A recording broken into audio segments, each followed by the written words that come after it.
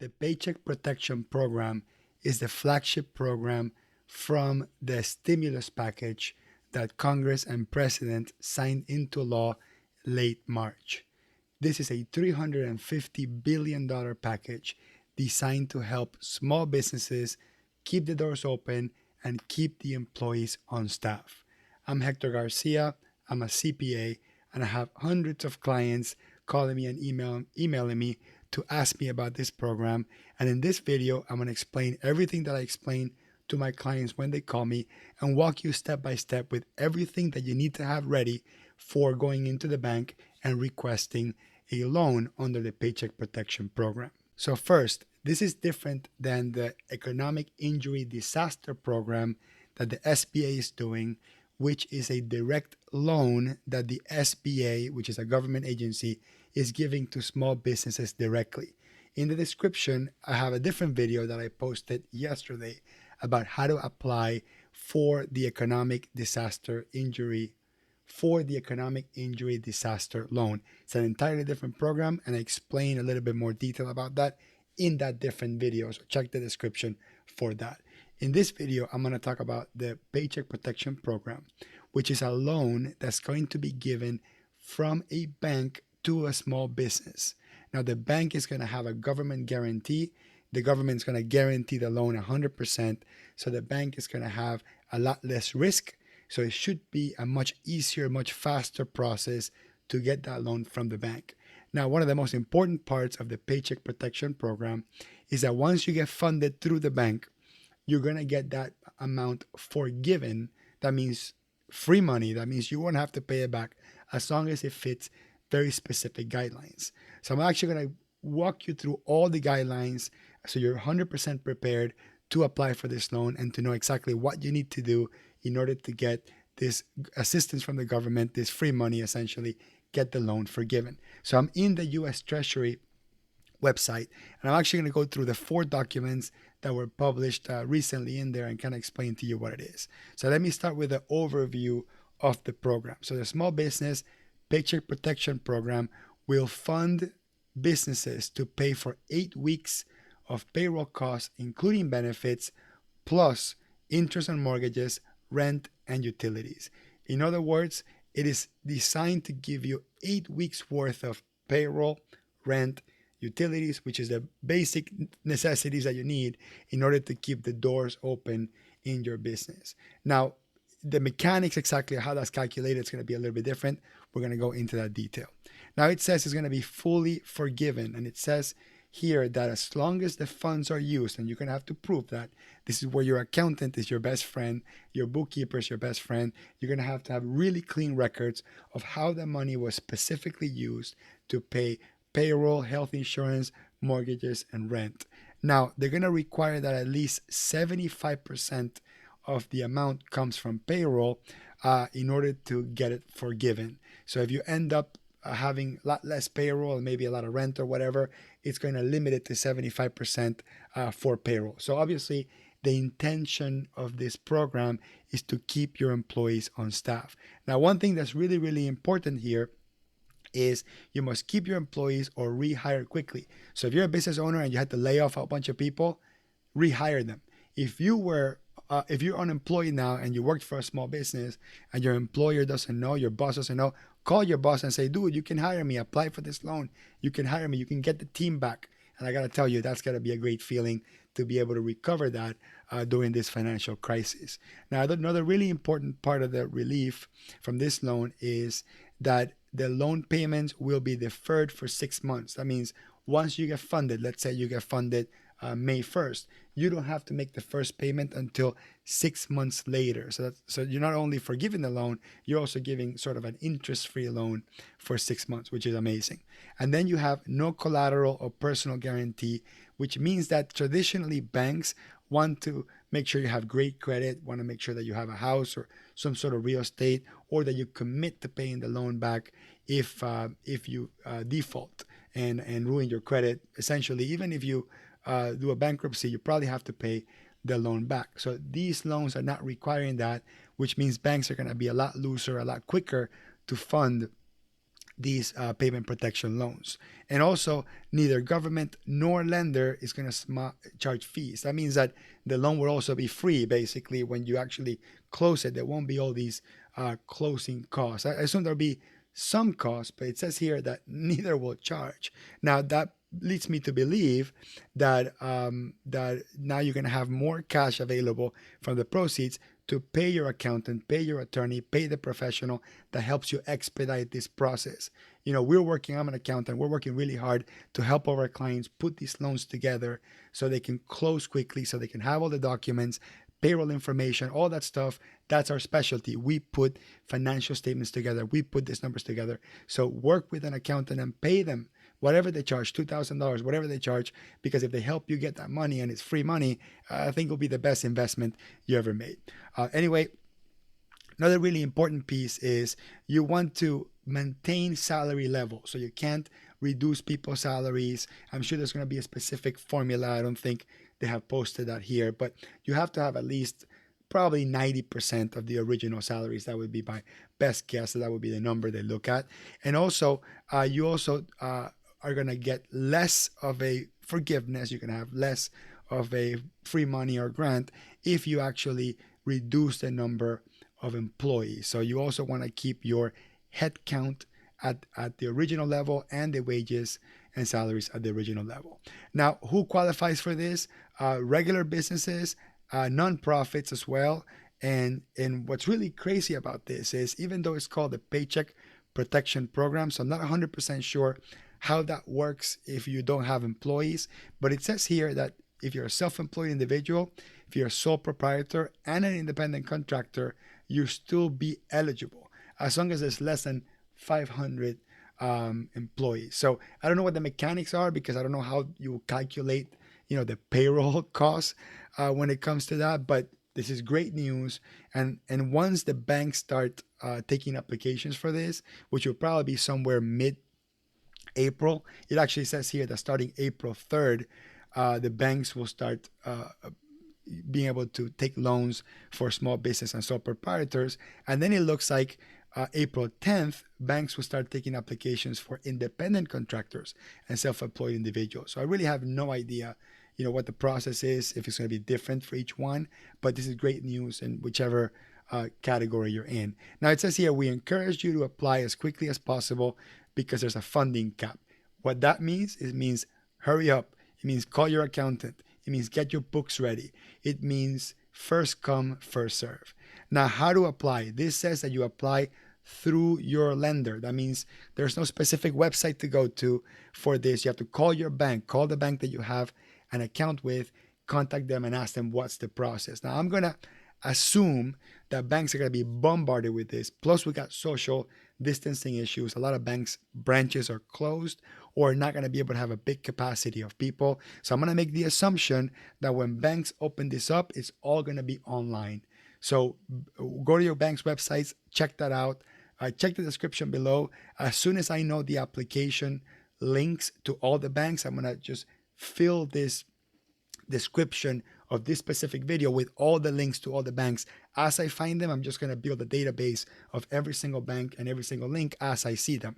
So, make sure you hit like on this video, add some comments, ask some questions, so that way you get notified when updates are coming in. So that's the first document. Let me hit back. So now we know the overview. We know exactly what the program's all about, what's the intention of it. Now let's talk about information to the lender. Now I assume that most of you are not lenders. If you are wanting to get into the lending business, obviously this document would be interesting for you.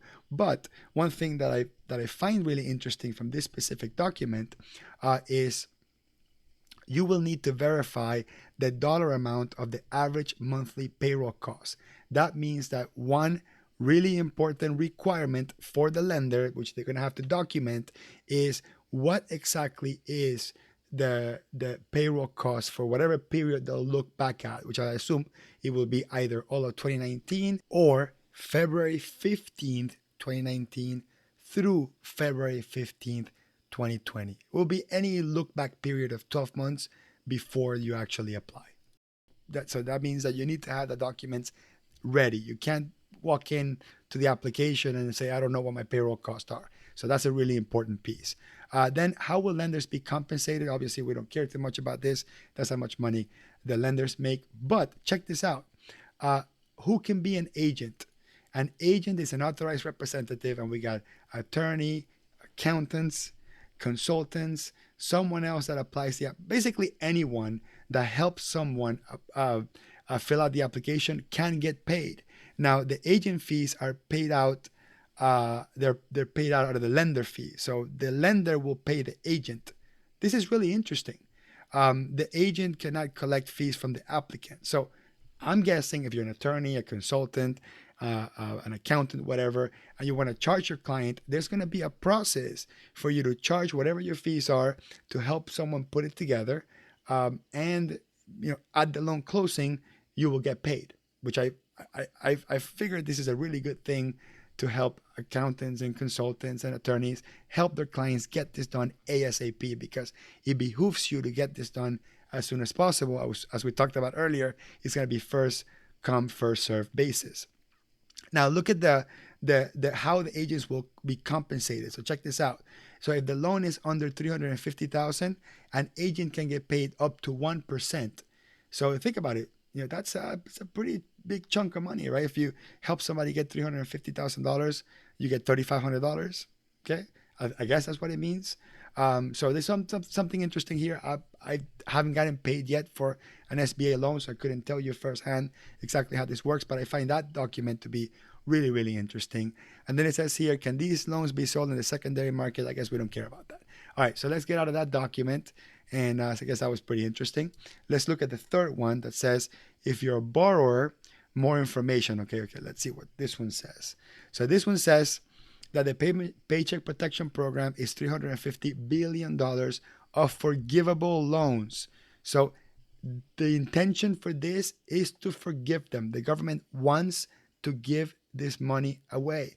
The government wants to put money in the economy for this. So all these loans are with the intention of not getting paid back, of getting free money, grants to these small businesses.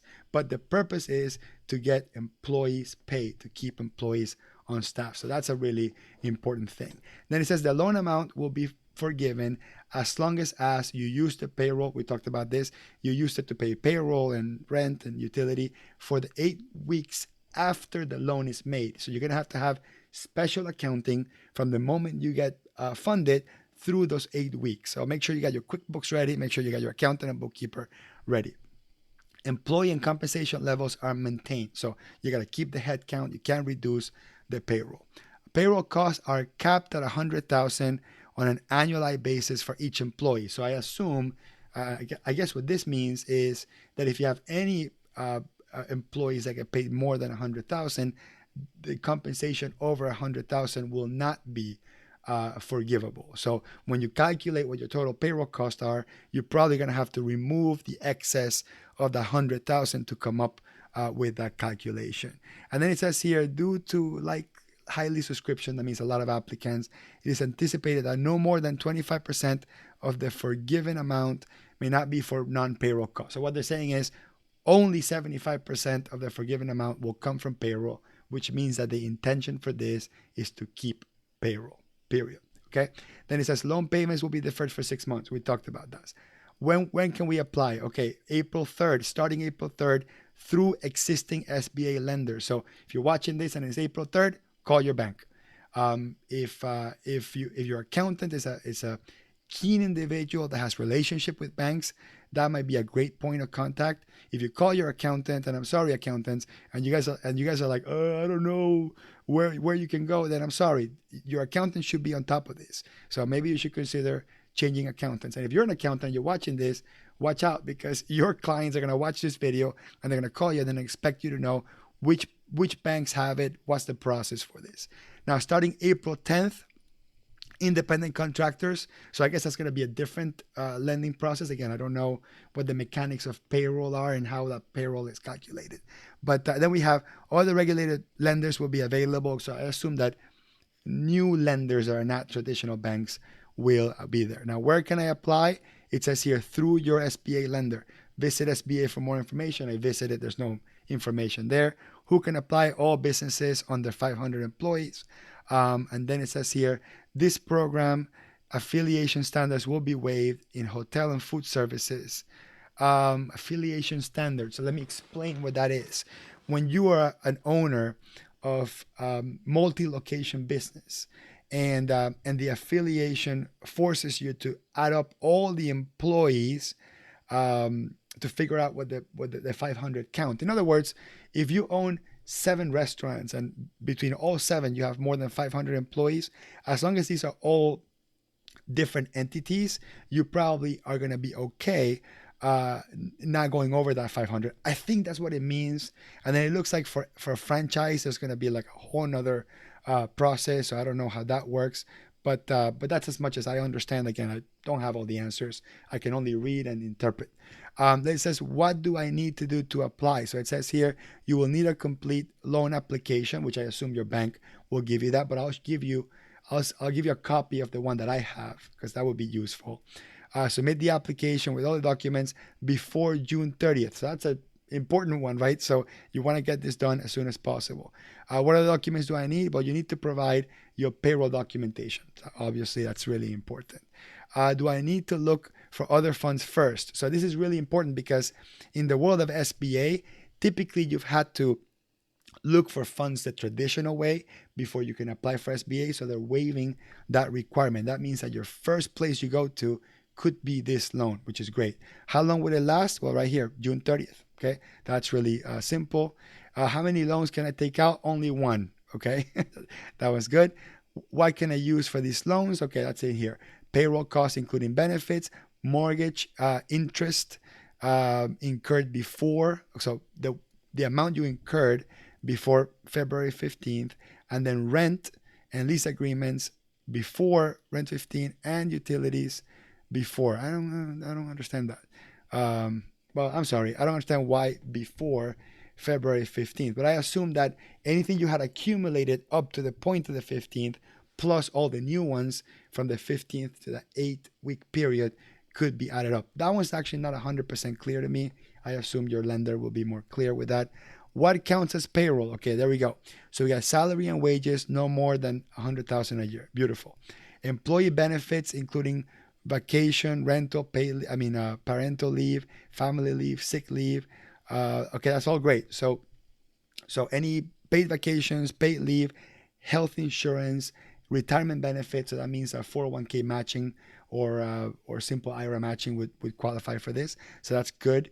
State and local taxes. So I guess additional taxes, unemployment taxes, and that sort of thing would count. And look at this one.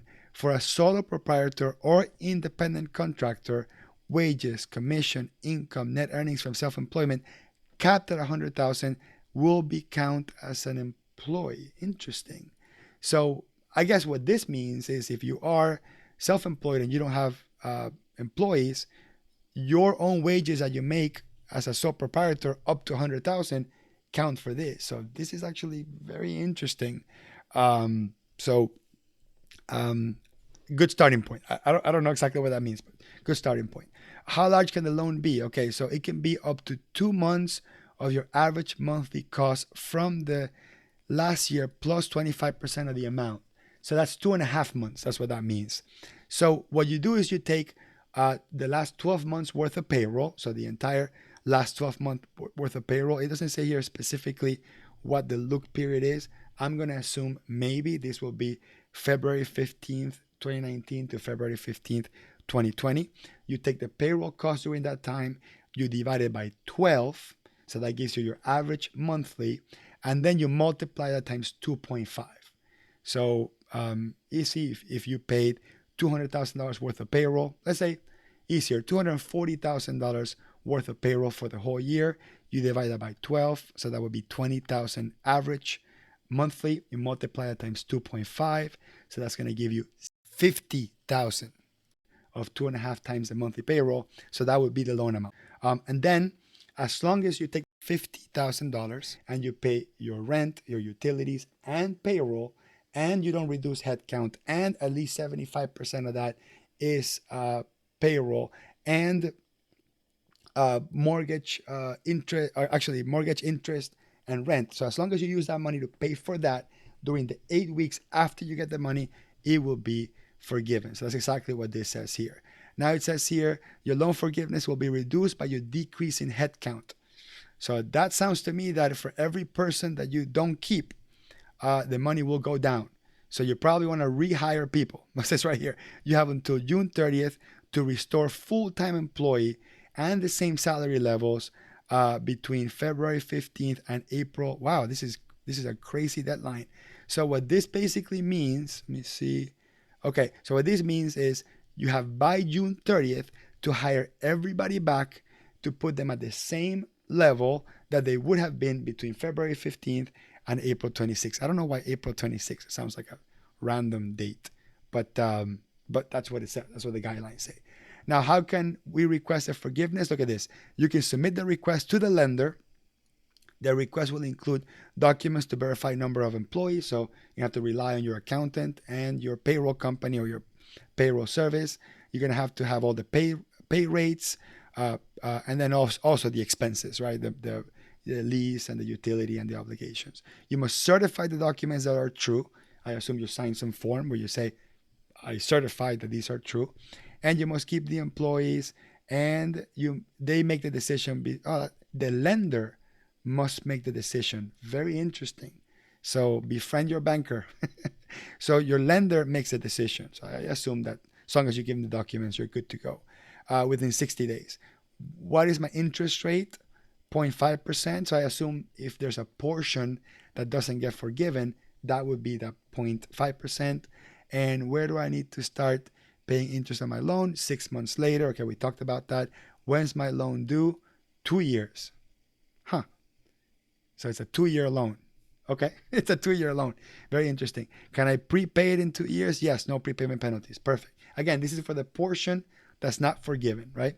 Where do I need to pledge any collateral? No. Beautiful. Do I need to personal guarantee? No, no personal guarantee. However, if the proceeds are used fraudulently, they pursue you with criminal charges. Nice. Because I suspect there's going to be a lot of fraud with these things, a lot of fake employees, a lot of fake documents. So I like this. They're going to enforce this. What I need to do to certify. As part of the application, you need to certify in good faith.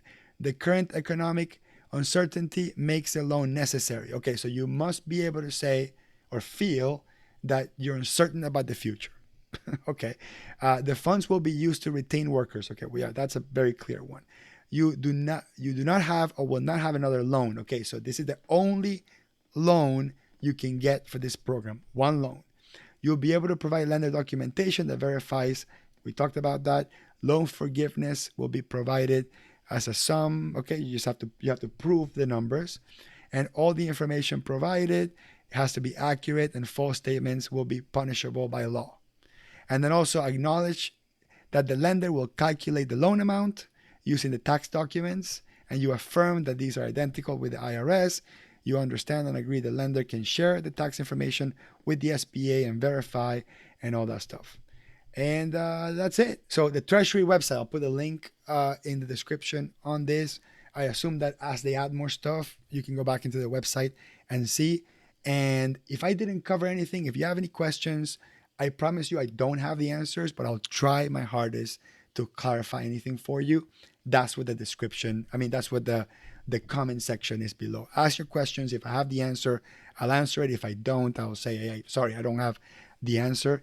But my recommendation to you is get ready, get prepared. If it's after April 3rd or April 10th or whatever this says, by the time you watch this video, go to your bank. If it's before that, get your documents, get your payroll documents. And if you don't have an accountant, hire one. Right now, having an accountant is the best, most important thing that you need, because if you can't get your documents and they're not right, they're going to decline you. And I don't know what's going to happen if you get declined once, if you'll be able to apply again. So my suggestion is that you make sure that application is squeaky clean. Now, check this out. The fourth document is this one, the application for the borrowers. Now, this is a strange one because it's your bank that takes the loan application. So I don't even know why this application would matter, but I'm assuming that this is the model that they are going to be giving to the banks. So I am almost certain that the banks are going to have an application identical to this. It'll just say Bank of America or Chase on top of it, or it might have small modifications that they want to put. So we got business legal name, address, we got the tax ID, phone number, primary contact, email, trade name, easy stuff. Average monthly payroll. So this is where you divide the monthly payroll for the last 12 months divided by 12. 2 times equals the loan amount. So 2.5 times, I'm going to take this number, multiply it times 2.5. Number of jobs, I assume that means number of full-time employees. Then purpose of the loan, I would say payroll, rent, utilities. Yeah, I would select all of them if I was you. All owners with more than 20%. So every single owner with 20% or more needs to be in this application. So make sure you keep that handy. And you need to have their title, ownership, tax ID or social security number, and their address. Then it says here, have any of the business owners been debarred or ineligible to get federal funding? So hopefully your answer is no. Has the business or any owners ever obtained credit and defaulted? So I assume the answer is no. I hope the answer is no for you. Have any of the owners, I don't know what this means. Do they have more? I guess do they have more businesses? I guess you're going to have to say yes, because you might have to disclose what other businesses those same people own. And they probably want to avoid people from sort of crossing, getting multiple loans to multiple business. I guess, I don't know what. But obviously it means you need to disclose if any of the owners own other businesses or affiliate businesses.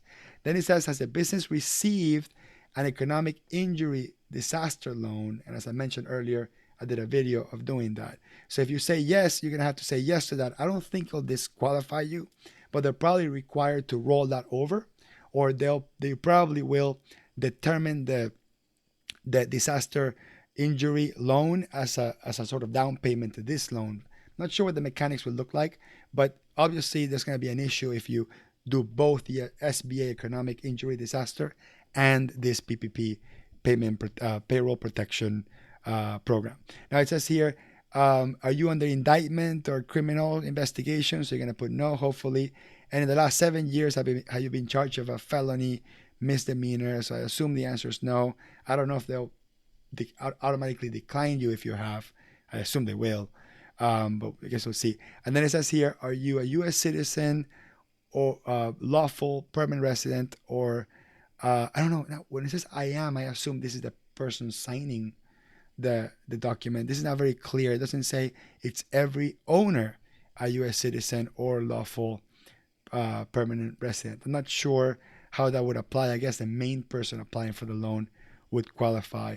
And no, I don't know if maybe no will disqualify you. So here you put initials, I guess. So initials. Let's see what else we got here. I made sure that all this stuff is accurate, that I'm not lying. This is only for business purposes. I will purchase American. Oh, look at this.